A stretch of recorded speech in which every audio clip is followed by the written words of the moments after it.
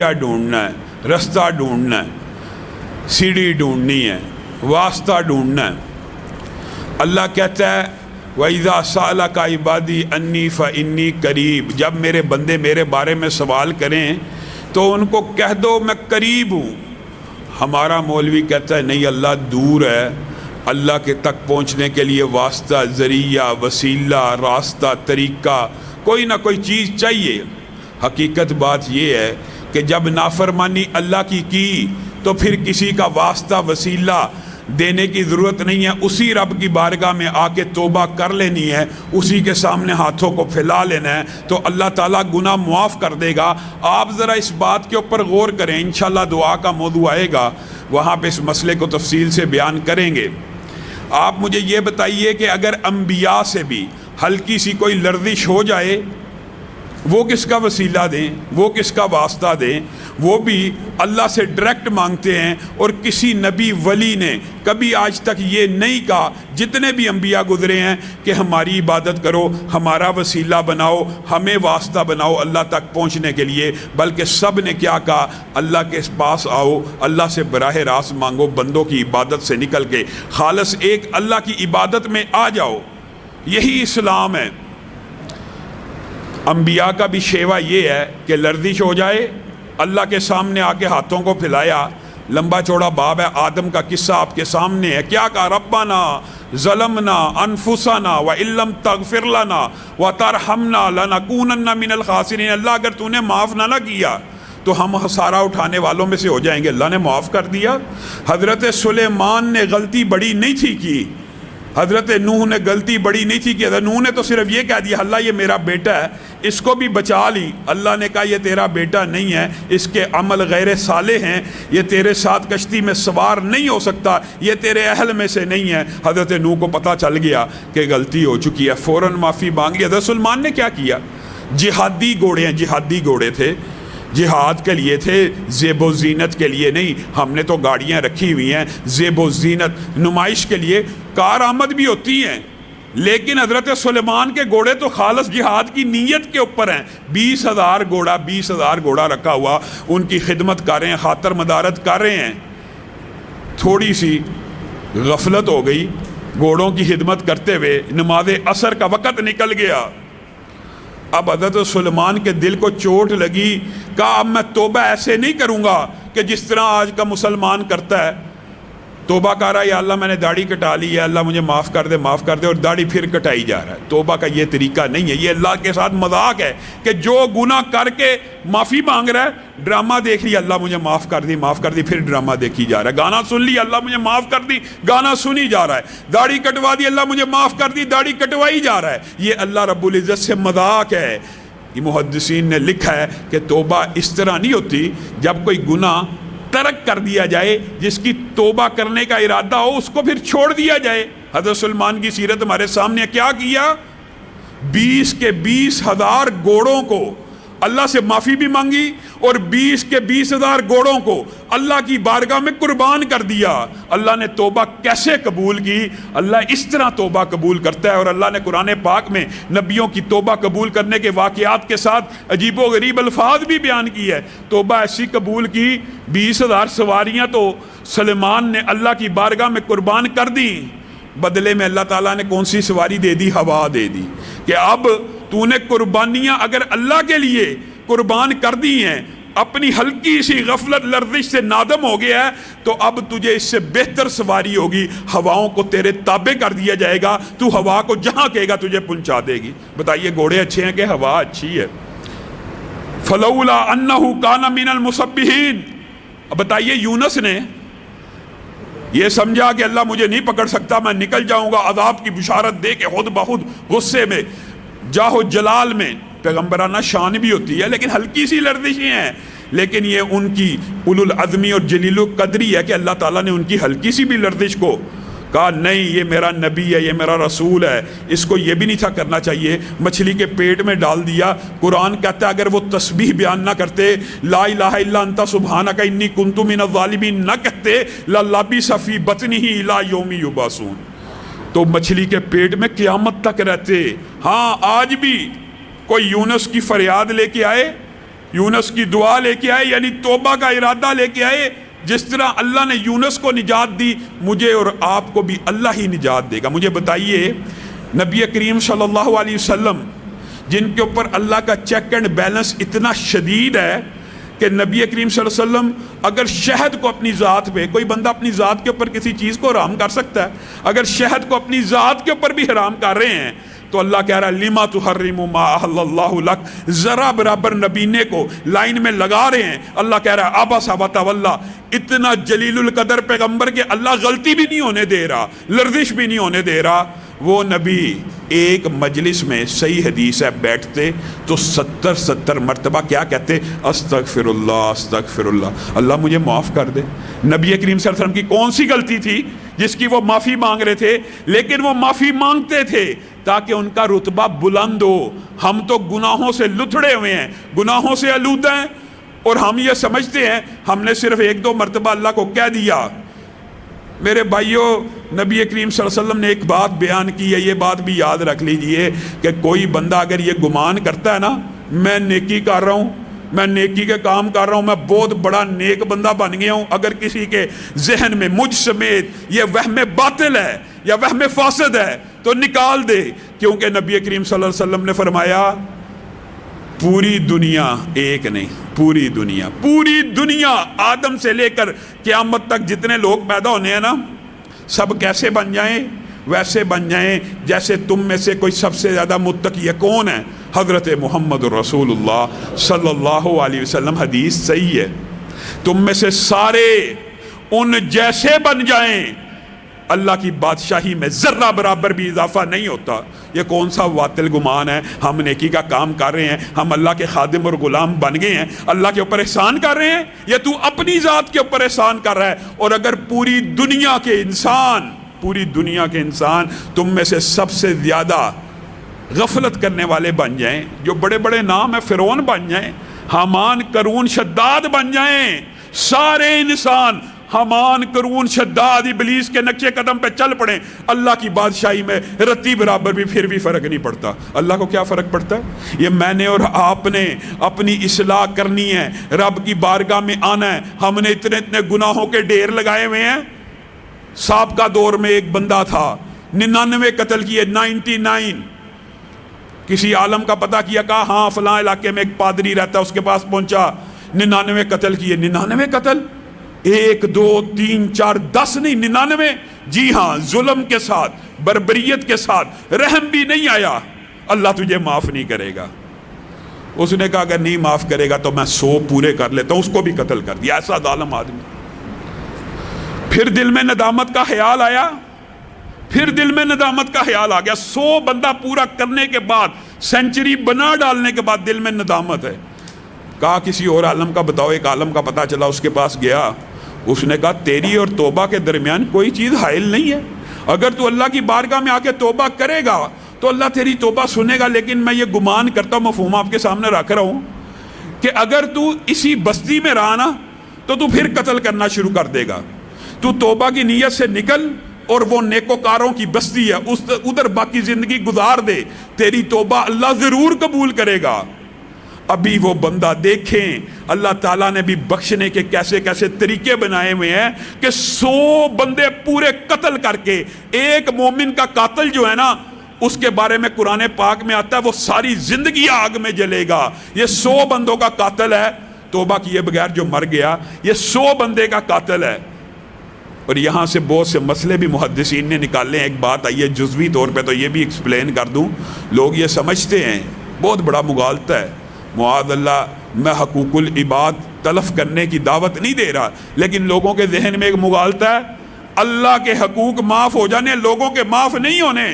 اور جو بندہ اخلاص سے، خلوص نیت سے، واپسی کے ارادے سے لوگوں کا حق واپس کرنے کے ارادے سے اللہ کی بارگاہ میں آپ کے معافی مانگتا ہے نا، اللہ کی قسم اللہ اس کے بھی معاف کر دیتا ہے. اور حدیث کے الفاظ ہیں کل قیامت کے دن اللہ اس کی طرف سے، جس نے خلوص نیت سے توبہ کر لی، اس نیت کے ساتھ کہ میں بندے کا حق واپس دوں گا، اللہ جب مجھے موقع ملا تو مجھے معاف کر دے، پھر اللہ قیامت کے دن ان بندوں کو جس کا اس نے حق دینا ہوگا نا طلب کرے گا.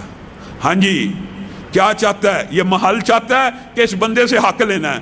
ہر بندہ جس نے حق لینا ہوگا وہ کہے گا اللہ جنت میں اتنا عمدہ محل چھوڑیے اس کو، مجھے اس محل میں داخل کر دیجئے۔ اللہ اس بندے کی طرف سے حقوق ادا کرے گا جو خلوص نیت سے توبہ کر لے۔ یہ مغالطہ ہے، ہاں نیت یہ ہونی چاہیے کہ جب بھی مجھے موقع ملا میں واپس کروں گا۔ یہ دیکھیے حقوق العباد میں سے سب سے بڑی حق تلفی کیا ہے؟ کسی کی جان لے لینا، کسی کو زندہ نہ رہنے دینا، حقوق العباد میں سے اس سے بڑی حق تلفی کوئی نہیں ہے۔ لوگ سمجھتے ہیں مال کھانا یہ بھی حق تلفی ہے، اس کے اندر بھی نیت واپسی کی ہونی چاہیے، لیکن بتائیے جان لے لینا یہ حقوق العباد میں سے سب سے بڑا جرم ہے۔ اور حدیث کے الفاظ کیا ہیں؟ نیکوکاروں کی بستی کی طرف چلا، ملک الموت آگے روح کو قبض کر لیا۔ یہ اللہ کی عطا ہوتی ہے، یہ اللہ کی دین ہوتی ہے۔ جو خلوص نیت سے دل میں توبہ کا ارادہ کر لیتا ہے نا، پھر اللہ تعالیٰ اپنے اس بندے کو ضائع نہیں کرتا۔ اللہ اتنا خوش ہوتا ہے، جیسے صبح آپ کے سامنے وہ حدیثیں رکھی ہیں۔ اب کیا ہوا؟ برائی کے فرشتے بھی اترے، اچھائی کے فرشتے بھی اترے، آپس میں جھگڑنا شروع کر دیا۔ برائی کے فرشتوں نے کہا ابھی نیکوکاروں کی بستی میں نہیں تھا پہنچا، ابھی توبہ کا ارادہ کیا تھا، الفاظ ادا نہیں تھے کیے، ہاتھ نہیں تھا اٹھایا، آنسو نہیں تھے بہائے، یہ بندہ ہمارا ہم لے کے جائیں گے۔ عذاب کے فرشتے کہہ رہے ہیں، نیک فرشتے بھی اترے ہوئے ہیں، وہ کہہ رہے ہیں اللہ وہ ہے وَنَعْلَمُ مَا تُوَسْوِسُ بِهِ نَفْسُ، کہ دل میں نیکی کا خیال آتا ہے، اللہ نوٹ کر کے فرشتوں کو پکڑا دیتا ہے کہ اس بندے نے نیکی کر لی ہے۔ یہ بندہ نکلا تھا، نیک نیتی سے نکلا تھا، توبہ کے الفاظ چاہے ادا نہیں ہوئے، ندامت کے آنسو ابھی زمین پہ چاہے نہیں گرے، لیکن توبہ کی نیت سے نیکوکاروں کی بستی کی طرف قدم اٹھا چکا تھا ہمارا بندہ ہے۔ آپس میں جھگڑ رہے ہیں، اللہ تعالیٰ ایک فرشتے کو نازل کرتا ہے انسانی شکل میں، اس کو فیصل بنا لیتے ہیں کہ تم میرا فیصلہ کر دو، تم ہم دونوں کے درمیان فیصلہ کر دو۔ پھر اللہ تعالیٰ اس کو تدبیر بھی بتاتے ہیں۔ وہ فرشتہ کہتا ہے ایسا کرتے ہیں کہ نیکوکاروں کی بستی کو ناپ لیا جائے، برے لوگوں کی بستی کو ناپ لیا جائے۔ ابھی برے لوگوں کی بستی سے نکلا ہے، اللہ فرشتے کے ذریعے حکم بھی جاری کروا رہے ہیں کہ فاصلہ ناپو۔ برائی کے فرشتے سمجھتے ہیں یہ تو برے لوگوں سے ابھی نکلا ہے، ساتھ ہی اللہ زمین کو حکم دیتے ہیں، زمین کو عرش کی بلندیوں سے اس بندے کی میت کو نیکوکاروں کی بستی کی طرف سمیٹ دیا جائے۔ زمین سمٹ جاتی ہے، پیمائش ہوتی ہے، فاصلہ بھی نکلا برے لوگوں کی بستی سے تھا، لیکن فاصلہ کم نیکوکاروں کی بستی کی طرف ہو جاتا ہے، اور یہ بندہ کل قیامت کے دن جنت میں داخل ہو جائے گا۔ بتائیے 100 بندوں کا قاتل جب آپ جنت میں دیکھیں گے، آپ اس وقت ندامت ہی ندامت ہے، پریشانی ہی پریشانی ہے کہ اللہ ہم بھی توبہ کر لیتے۔ اگر تو 100 بندے کے قاتل کو معاف کر سکتا ہے، اللہ ہم نے تو 100 نہیں کیے۔ کوئی بہت ہی بڑا ظالم ہوگا جس نے اتنے گناہ کیے ہوں گے، تو پھر پچھتاوا ہی رہ گیا، پھر بے بسی ہے نا، پھر یہی الفاظ ہے نا، یا لیتنی کنت ترابا، کاش میں مٹی ہو جاتا یا منہ سے توبہ نکل جاتی، یا لیتنی قدمت لی حیاتی، کاش میں نے اس دنیا کے اندر کوئی توبہ کا عمل ہی بھیج دیا ہوتا، کوئی اللہ کے سامنے آنسو ہی بھیج دیا ہوتا۔ 100 بندے کے قاتل کو اللہ نے میزان قائم کر کے معاف کر دیا، میں ہی غافل تھا، میں ہی اللہ کی رحمت کو پہچان نہیں سکا، کاش میں بھی ہاتھوں کو اٹھا دیتا، اللہ مجھے بھی معاف کر کے جنت میں ڈالتا۔ ہر بندہ قیامت کے دن جو پھنسے گا نا، جو پکڑا جائے گا، اللہ کی قسم سب سے زیادہ یہ حسرتیں ہیں، دیگر بھی ہیں، کاش میں نے فلاں وقت سبحان اللہ کہا ہوتا، کاش الحمدللہ کہا ہوتا، کاش یہ کیا ہوتا، کاش انفاق کیا جاتا۔ ساری حسرتیں حدیث میں موجود ہیں، لیکن یہ حسرت بہت بڑی ہوگی کہ اللہ اگر توبہ کر لیتا، نہ صرف گناہ معاف ہوتے بلکہ گناہ نیکیوں میں بدل جاتے۔ یہ کتنی بڑی ثواب کی آیتیں ہیں، یہ کتنی بڑی باتیں ہیں۔ نبی کریم صلی اللہ علیہ وسلم اپنے صحابہ کو کفل کا واقعہ سنایا کرتے تھے، اور صحابہ کہتے ہیں اتنی مرتبہ سنایا کہ ہم جب بھی سنتے ہمیں لطف آتا۔ ایک بندہ تھا پرانے دور میں، اس کا نام کفل تھا، ہر برائی کے پیچھے بھاگ رہا ہے، ہر برائی کے پیچھے جا رہا ہے، کوئی برائی ایسی نہیں، شراب ہے اس نے پینی ہے، بازاروں میں اس نے جانا ہے، آوازیں اس نے کسنی ہیں، وغیرہ جتنی آپ معاشرے میں سمجھتے ہیں کہ لوفر انسان کی برائیاں ہوتی ہیں، اس کی برائیاں موجود تھیں۔ ایک دفعہ بعض روایات میں اس کے چچا کی بیٹی، لیکن بعض روایات میں غریب عورت آتی ہے، اس سے آگے معاملہ کرتی ہے، اپنی جان کا، اپنے نفس کا معاملہ بارگیننگ طے پاتی ہے کہ میں تجھے 60 دینار دوں گا، تیرا جسم میرے سپرد ہو جائے گا۔ جب یہ سارا معاملہ طے ہو جاتا ہے، کفل اس کے ساتھ برائی کرنے لگتا ہے، وہ عورت رونا شروع ہو جاتی ہے، کپ کپانا شروع ہو جاتی ہے، اس کے جسم کے اوپر لرزہ طاری ہو جاتا ہے۔ کفل ساری زندگی گناہوں کی زندگی گزاری ہوئی ہے، اس کو سمجھ نہیں آئی، کہتا ہے ایگریمنٹ ہے، معاہدہ ہے، کس وجہ سے رو رہی ہے؟ کیا تجھے پیسے ادا نہیں کر دیے؟ کیا تیرے ساتھ ظلم کیا؟ نہیں نہیں کفل، یہ بات نہیں ہے، یہ بات نہیں ہے۔ آج غربت نے، آج مسکینی نے اس بات کے اوپر مجبور کی ہے کہ کسی غیر محرم کے سامنے اپنا سطر ننگا کرنا پڑ رہا ہے۔ میں اپنے رب سے ڈر رہی ہوں۔ کفل کے دل کو چوٹ لگی کہ میں تو گناہ کرتے ہوئے کبھی نہیں کانپا، یہ عورت مجبور ہے، فاقے سے ہے، گھر میں پیسہ موجود نہیں ہے، گھر میں والدین بیمار ہیں، ان کے لیے پیسے لے کے جانا چاہتی ہے، 100 عذر موجود ہیں، اور پھر بھی گناہ کر رہی ہے تو کانپ رہی ہے۔ ایک رب کے سامنے کھڑا ہونے سے یہ عورت کانپ رہی ہے۔ کفل کے دل میں پتہ نہیں کیا انقلاب آیا، کیسے کفیات بدلی۔ اس نے عورت کو کہا چلی جا، یہ 60 دینار بھی لے جا، یہ بھی تیرے ہوئے۔ پھر اللہ کی بارگاہ میں آیا، وہ زندگی کی آخری رات کفل کی پتہ نہیں کس طرح گزری ہوگی۔ حدیث کے الفاظ یہ ہیں کہ عورت کو جب بھیجا، ندامت کے آنسو آنکھوں سے نکل رہے ہیں اور کانپ رہا ہے، اپنی ماضی کی ساری زندگی کو نوٹ کر رہا ہے۔ اللہ ساری زندگی تیری نافرمانی کرتا رہا، آج تک جسم کے اوپر کپ کپی طاری نہیں ہوئی، یہ عورت مجبور ہو کے کانپ رہی ہے، اللہ کفل کے گناہوں کو معاف کر دے۔ یہ الفاظ کہے ہیں، ملک الموت آیا ہے، کفل کی روح کو قبض کر لیا گیا۔ اگلے دن صبح ہوئی، لوگ باتیں بنا رہے ہیں، 12 بج گئے ہیں، 1 بج گیا ہے، 2 بج گئے، اس دور کے حساب سے دوپہر ہو گئی ہے، سورج چڑھ گیا ہے، کفل ابھی تک نہیں نکلا۔ وہ کفل نے شراب پی ہوگی، وہ کفل نے عورت کے ساتھ رات گزاری ہوگی، ابھی اٹھ کے آ جائے گا بدبخت۔ بڑی دیر گزر گئی، کفل باہر نہ آیا۔ لوگ جمع ہو کے اس کے گھر کے پاس پہنچے، اور اللہ رب العزت نے رہتی دنیا تک اس واقعے کو زندہ کرنا تھا۔ اس کے گھر کے باہر عربی میں لکھا تھا، اس دور کی زبان جو بھی تھی، حدیث کے الفاظ یہ ہیں، ان اللہ قد غفر الکفلا۔ اس کے گھر کے اوپر لکھا تھا۔ کفل کی زندگی میں ایک رات ایسی آئی ہے جس میں کفل نے اللہ کے سامنے آ کے کہا، اللہ مجھے معاف کر دے، تو اللہ ساری دنیا کو بتانا چاہتا ہے اللہ نے کفل کے گناہوں کو معاف کر دیا۔ میں اور آپ شیطان کے وسوسے، شیطان کے وہمے، شیطان کے اندیشے اب نہیں معاف ہونا۔ بڑا ظلم کر لیا، حقوق العباد نہیں معاف ہوتے۔ اللہ معاف کرے، میں حقوق العباد کے بارے میں یہ نہیں کہتا کہ کریں، اور لیکن بھائیو آج بھی حقوق العباد کا جرم بھی کیا ہے۔ صرف نبی کریم نے کہا اس بندے کا قرضہ اللہ بھی ادا کرنے کی کوشش کرتا ہے جو لوگوں کا قرضہ ادا کرنے کی کوشش شروع کر دیتا ہے۔ بندہ نیت کرے میں نے فلاں کا اتنا پیسہ دینا ہے، اللہ تو مجھے مال دے، میں اس کا ادا کروں گا، اللہ میرے گناہ کو معاف کر دے، اللہ میری توبہ کو قبول کر لے۔ اللہ کی قسم حقوق العباد کے بھی سارے گناہ اللہ معاف کر دیتا ہے۔ یہ آپ کو کسی نے مغالطہ ڈالا ہوا ہے کہ حقوق العباد کے گناہ معاف نہیں ہوتے، یہ شیطان کا وسوسہ ہے۔